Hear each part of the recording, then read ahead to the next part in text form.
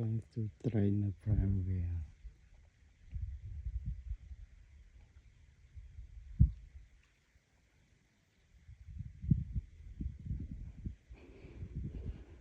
ប្រាំវា in Oregon កន្លែង camping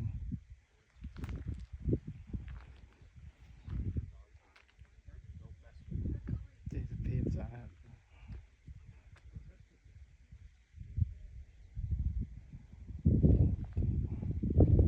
ពីគ្រឿង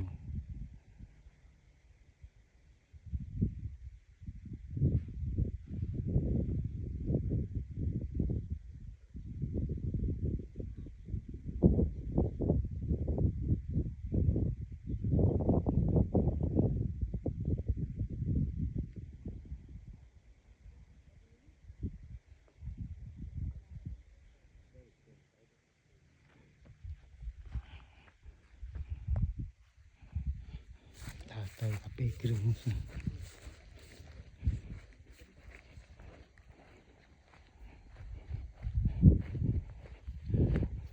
េះប្រាំវានៅ Oregon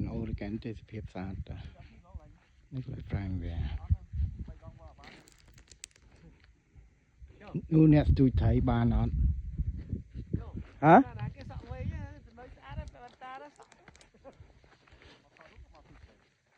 មិនចង់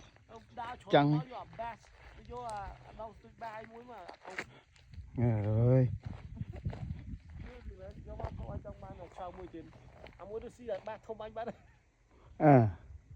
អាបាសហ្នឹងវាដាក់អាំងបាត់ហើយ